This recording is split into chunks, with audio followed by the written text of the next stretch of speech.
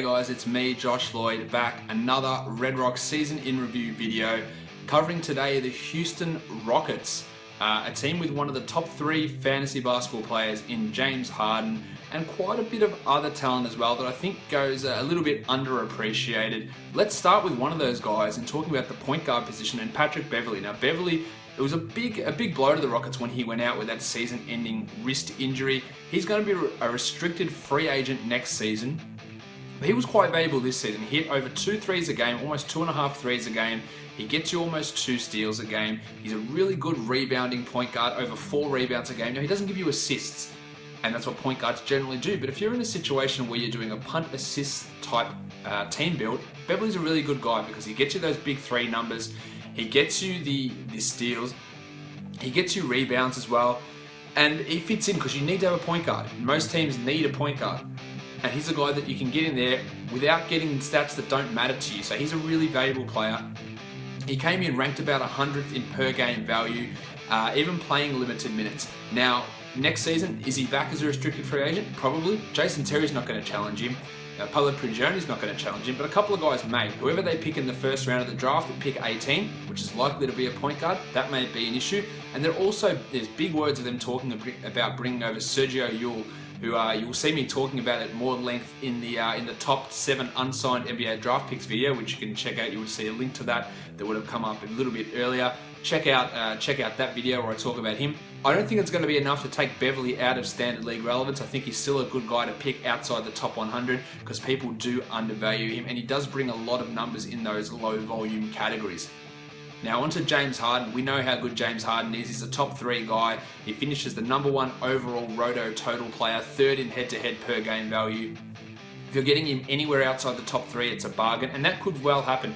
We could still see people taking Kevin Durant there, which is not necessarily a bad thing. Some people may take LeBron James in the top 3. Some people may jump up and take Russell Westbrook there.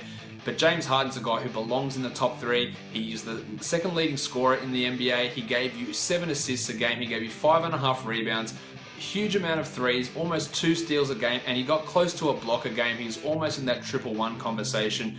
He is an elite fantasy basketball prospect. He's an elite NBA player, and we're going to see that for years to come. At small forward, another one of their underappreciated players, Trevor Ariza.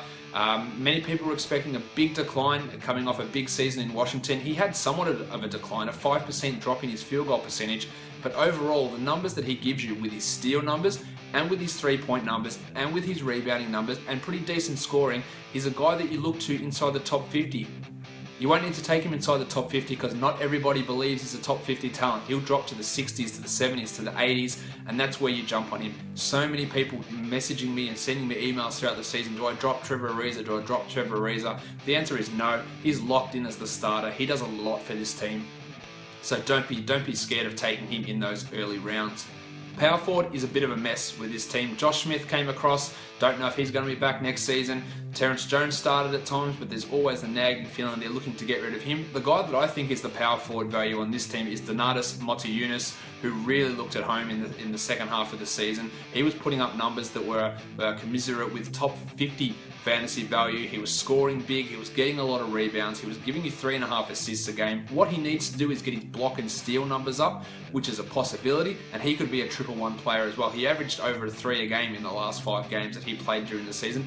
But like many of the Rockets, he was out for the season with a surprise back injury. I look for him to bounce back and be the starting power forward next season, or even if he's off the bench playing backup 4, backup 5, he's going to get 28 to 30 minutes a game, and he's going to be a fixture in standard leagues. Terrence Jones, on the other hand, I think he's going to get overdrafted. I still think that the Rockets are looking to move him, and they don't love him as a player. If he gets minutes, he's a great fantasy producer, but my worry is that Michaela's just not going to want to give him big enough minutes for him to be relevant in a lot of leagues. I still think he's worth a flyer at the end of 10 and 12 team leagues, no doubt, but you're probably going to have to take him inside the top 70, and that's not something I'm willing to do. Dwight Howard, the right place to draft him in rotisserie leagues is never. In head-to-head leagues, he's probably a top 50 sort of guy. He finished inside the top 30 in per game value, but his injuries just really wreck teams, and that's the problem with this guy. He's consistently injured these days. You know he's going to get points, he's going to get rebounds, he's going to get blocks, good steal numbers, and a high field goal percentage. But the games played is a problem, and he's nowhere near the same guy that he was in Orlando, so I wouldn't be looking to take him too far inside the top 50. Dynasty sleeper guy, Clint Capella. He looked really good in the playoffs. With Dwight's injury history, Capella could find himself thrust into a 25-minute a night role for a month at a time during the season, and that should be enough to propel him inside the top 200. He ranked 450th for the season, but the last 2 months of the season, he was inside the top 250. So that's a big jump. He was even better in the playoffs, and in a couple of years' time, he could be a player who's getting 25 minutes on a regular basis, blocking a heap of shots, shooting a really high field goal percentage. Don't be too scared off by his 17% free throw percentage in the regular season. In the playoffs, he shot it at a much more respectable, I think it was about 62%, which is obviously a lot better. He's a guy that I think has got a lot of untapped potential, so Clint Capella is my Dynasty League guy.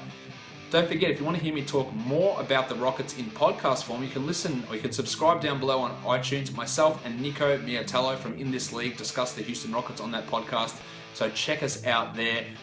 Also follow on all the social media accounts, Facebook, Twitter, Instagram. You'll see all the links to those below. And of course, subscribe to this channel so you never miss anything. There's going to be obviously a few more of these team previews coming, and then some NBA draft stuff coming as well. Thank you so much for watching, everyone. See ya.